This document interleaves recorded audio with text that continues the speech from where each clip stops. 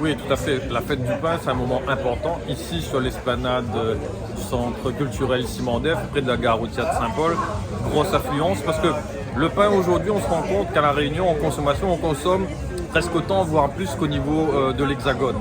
Donc, ça veut dire que c'est du pain de qualité. Il y a des professionnels, il y a un savoir-faire qui est mis en avant.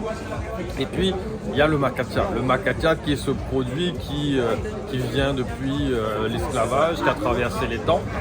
Et un macatia avec de beurre sovaco, c'est voilà, ce qui flatte notre souvenir d'antan.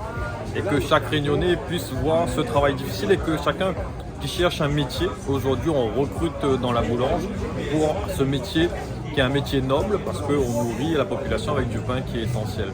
Aujourd'hui c'est devenu un métier d'excellence quand on a Laurent Katassamy qui a la meilleure baguette de France, quand on a un Réunionnais ici qui est champion de France, champion du monde qui était à Metz sur du pain, on a les croissants, on a le macatia, il y aura un concours aujourd'hui, donc c'est vraiment un métier d'excellence et ce sont des bonnes affaires économiquement parlant et c'est pour ça aussi qu'on a la formation initiale, les gens qui se forment, mais aussi des Réunionnais qui changent de métier et par passion par le pain se forment et créent des boulangeries sur le territoire de la Réunion.